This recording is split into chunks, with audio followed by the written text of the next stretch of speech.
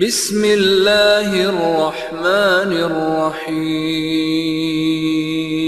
السلام علیکم ورحمۃ اللہ وبرکاتہ۔ الحمدللہ رب العالمین والعاقبۃ للمتقین والصلاة والسلام علی اشرف الانبیاء والمرسلین۔ قال النبی صلی اللہ علیہ وسلم یا ایھا الناس ان ربکم واحد وان اباکم واحد الا لا فضل لعربی علی عجمی ولا لعجمی علی عربی ولا لأحمر علی اسود ولا لأسود علی احمر الا بالتقوی ان اکرمکم عند اللہ اتقاکم الا هل بلغت قالوا بلی یا رسول اللہ قال فلیبلغ الشاہد الغائب۔ ناظرین گرامی قدر، اللہ کے نبی صلی اللہ علیہ وسلم کا خطبہ حجۃ الوداع بہت ہی جامع ہے، رہنما ہے، اور اللہ کے نبی صلی اللہ علیہ وسلم کے حج کا خطبہ دستور حیات ہے، ضابطۂ حیات ہے۔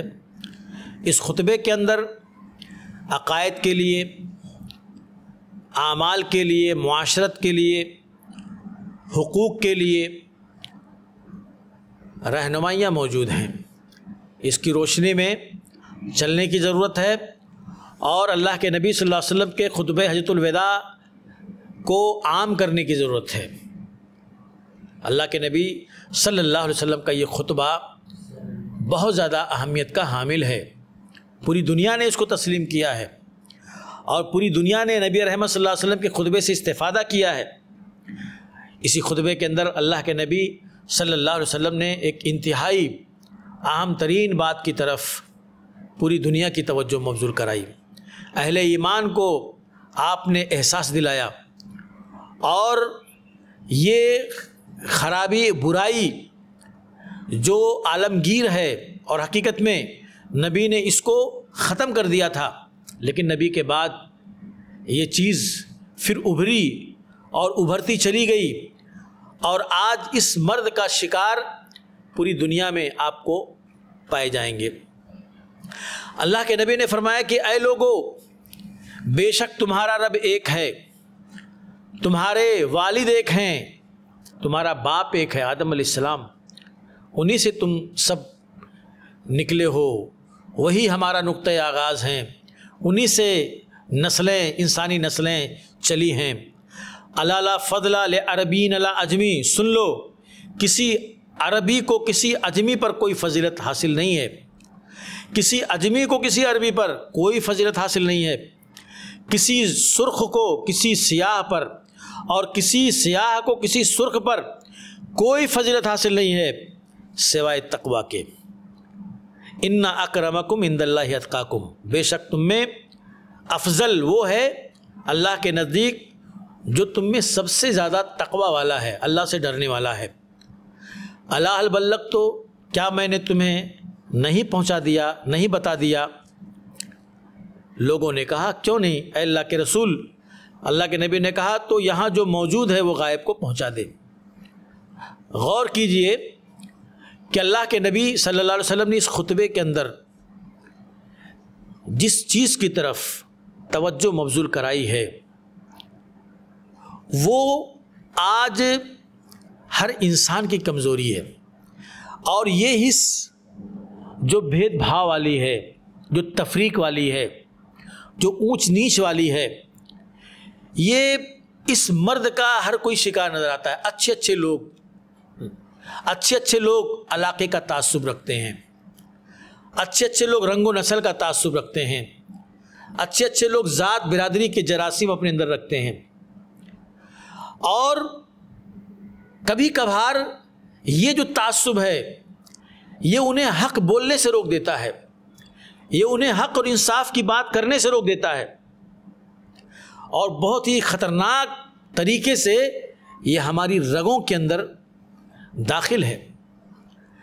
اللہ کے نبی نے فرمایا کہ کسی گورے کو کسی کالے پر، کسی کالے کو کسی گورے پر، کسی سرخ کو کسی سیاہ پر، کسی سیاہ کو کسی سرخ پر کوئی فضیلت حاصل نہیں ہے، کوئی برتری نہیں ہے، برتری اگر ہے تو تقویٰ کی بنیاد پر ہے. جو زیادہ اللہ سے ڈرنے والا ہے، زیادہ شرع کا پابند ہے، زیادہ اللہ والا ہے، وہی سب سے افضل ہے اللہ کے نزدیک. باقی تمہاری یہ نسبتیں، تمہارے یہ علاقے، تمہارا یہ رنگ و نسل، تمہاری یہ ذات برادری، تمہارا یہ حسب و نسب، اس کی کوئی حیثیت نہیں ہے. اللہ تعالیٰ نے یہ تمام نسبتیں تمہاری پیشانی پر اللہ نے پرنٹ کر کے نہیں بھیجا ہے کہ آپ فلاں برادری کے ہیں تو آپ دوسروں سے افضل ہیں، آپ فلاں علاقے کے ہیں تو آپ اسپیشل ہیں، آپ فلاں خاندان کے ہیں تو آپ کا جواب نہیں، آپ کا خاندان بہت اونچا، بہت اعلیٰ اور عرفہ ہے. اور آپ دیکھیے کہ یہ جو بیماری ہے یا یہ جو روگ ہے یہ کس طرح سے ہماری زندگیوں پر، ہمارے معاملات میں یہ مسلط ہے. آج لوگ شادیاں بھی کرتے ہیں تو برادری دیکھ کر کے کرتے ہیں، ذات دیکھ کر کے کرتے ہیں. اور کوئی آدمی اگر اسلام کے اس پیغام کو لے کر کے آگے بڑھے اور اپنے بیٹے یا بیٹی کی شادی کسی غیر برادری میں کر دے تو یہ عیب بن جاتا ہے، اور اسی کو لوگ تانا دیتے ہیں کہ دیکھو اپنے رینج میں ملا نہیں، اپنے سرکل میں، تو کہیں اور جا کر کے کر لیے. یہ عیب بن جاتا ہے، یہ گناہ بن جاتا ہے، لوگ تانے دیتے ہیں. کس طرح سے رنگ و نسل، کلر، ذات برادری ہمارے اعصاب پر مسلط ہے. ہم تو اللہ کے نبی صلی اللہ علیہ وسلم نے تو فرمایا کہ یہ چیز تو میں ختم کرنے کے لیے آیا تھا. اللہ کے نبی نے فرمایا ان اللہ قد اذهب عنکم نخوۃ الجاہلیہ وتعظموها بالآباء، کہ اللہ نے جاہلیت کی نخوت کو اور باپ دادا پر فخر کرنے کے تمہارے اس چلن کو اللہ نے ختم کر دیا ہے، اللہ نے اس کو دفن کر دیا ہے، اور نبی نے اپنے پیروں کے نیچے روت دیا اس چیزوں کو. کیا بات ہے، آج مسلمان نے پھر اس گڑے مردے کو کھار لیا. کیا بات ہے، آج مسلمان پھر اس مرد کا شکار ہو گیا. کیا بات ہے، آج یہ تعصبات پھر ہماری زندگیوں کے اندر داخل ہو گئے اور ہمارے معاملات کے اندر ان کا اعتبار کیا جانے لگا. اللہ رب العزت نے قرآن مجید کے اندر ارشاد فرمایا یا ایھا الناس انا خلقناکم من ذکر و انثی، اے لوگو بے شک ہم نے تم کو مرد اور عورت سے پیدا کیا ہے، ایک مرد اور عورت سے ہم نے تمہاری تخلیق کی ہے. وجعلناکم شعوبا و قبائل، اور ہم نے تم کو قبیلوں اور خاندانوں میں تقسیم کر دیا ہے، بانٹ دیا ہے. لتعارفوا، تاکہ تم ایک دوسرے سے تعارف کرا سکو، اپنا تمہاری شناخت کے لیے خاندان اور قبیلوں کے اندر تم کو بانٹا ہے.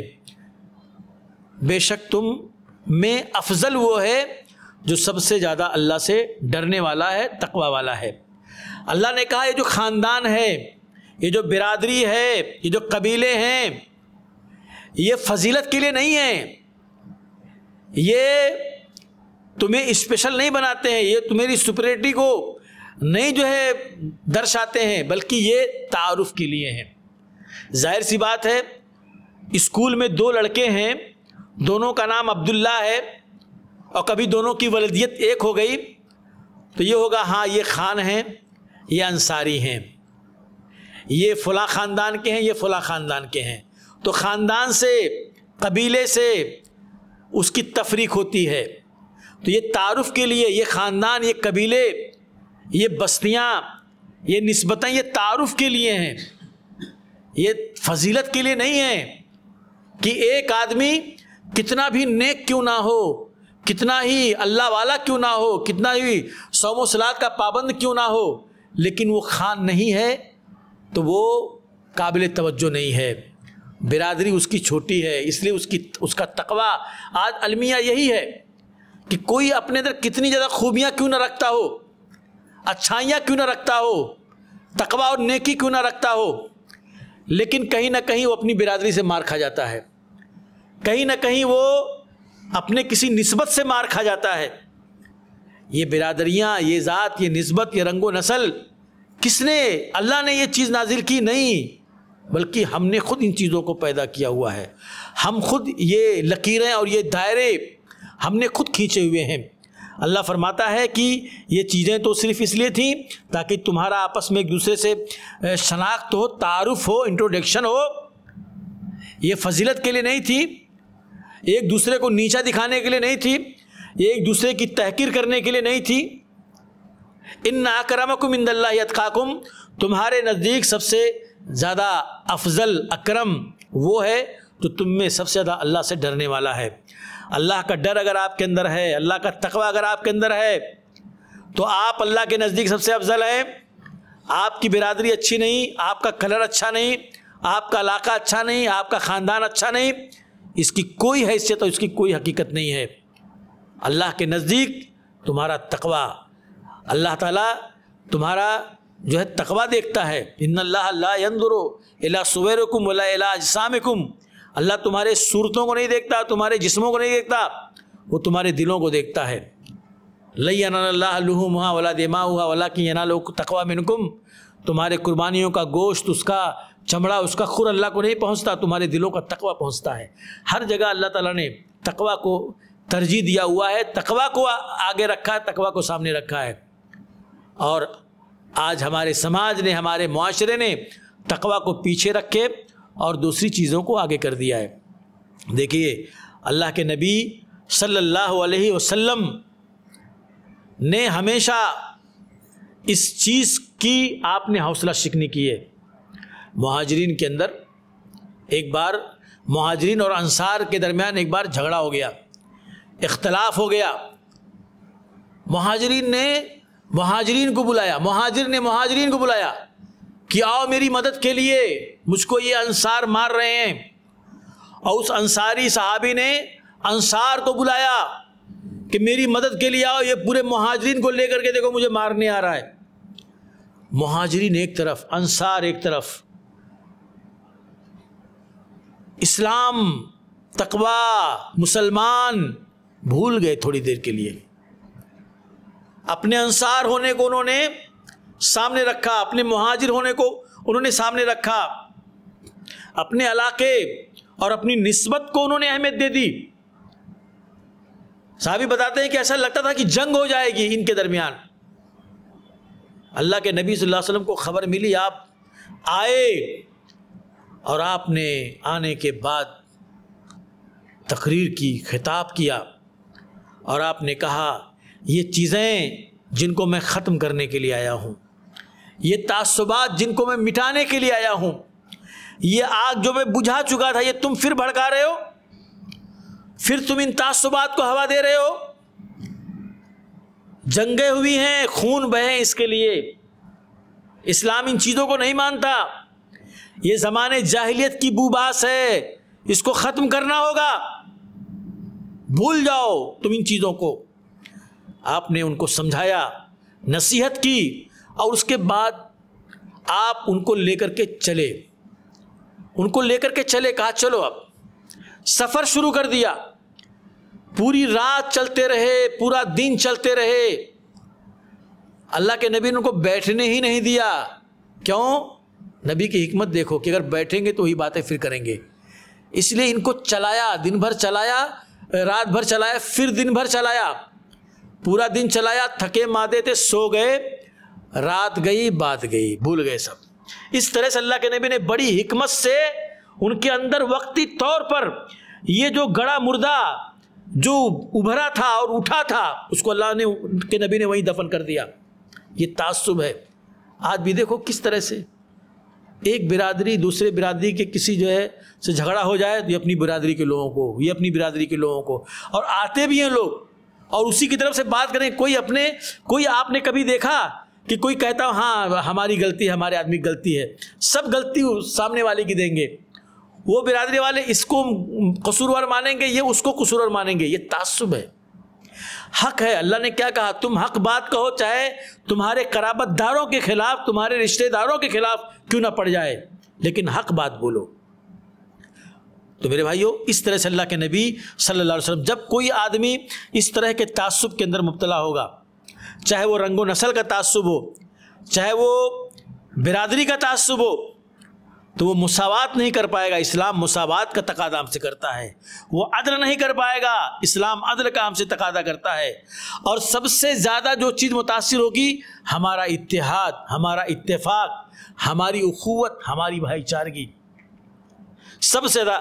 اور ہم آپس میں بھائی بھائی ہیں، ہم آپس میں ایک دوسرے سے ہمارا دین کا رشتہ ہے، توحید کا رشتہ ہے، اور یہ سب سے بڑا رشتہ ہے، اس سے بڑا رشتہ کوئی نہیں۔ صحابہ نے اسی رشتے کو اہمیت دی تھی، صحابہ نے اسی تعلق کو برتا تھا، یہاں تک کہ حضرت مصعب بن عمیر رضی اللہ تعالیٰ عنہ جب ان کے بھائی کو جو غیر مسلم تھے، کافر تھے، ان کو مسلمان رسیوں میں باندھ رہے تھے، جنگ بدر میں قید ہو کر کے آئے تھے، تو بھائی نے دیکھا کہ میرا بھائی مصعب بن عمیر جا رہا ہے تو پکارا، کہا بھائی تم یہاں ہو اور مجھے باندھا جا رہا ہے۔ حضرت مصعب بن عمیر رضی اللہ تعالیٰ عنہ فوراً مڑ گئے اور اپنے بھائی کے پاس آئے اور کہا کہ تو میرا بھائی نہیں، تجھ کو جو لوگ باندھ رہے ہیں وہ میرے بھائی ہیں، اور کہا اس کو ذرا مضبوط باندھنا، اس کی ماں بہت مالدار ہے، اس کو چھڑانے کے لیے بہت پیسہ دے گی۔ حالانکہ ان کی بھی ماں تھی، لیکن دین کا جو رشتہ ہے، توحید اور عقیدے کا جو رشتہ ہے، وہ سب سے بڑا اور سب سے اہم رشتہ ہے۔ اس رشتے سے بڑا، اس رشتے سے اہم کوئی رشتہ نہیں ہے۔ آج بڑے افسوس کی بات ہے کہ یہ رشتہ، یہ تعلق، یہ حس آج کمزور ہو گئی ہے، اور دوسری چیزوں نے جو ہے اس کی جگہ لے لی ہیں۔ اللہ سے دعا ہے کہ اللہ تعالیٰ ہمیں عمل کرنے کی توفیق عطا فرمائے، اللہ تعالیٰ ہر طرح کے تعصب سے ہماری نجات فرمائے اور ہم کو محفوظ کرے۔ آمین۔ آخر دعوانا الحمدللہ رب العالمین۔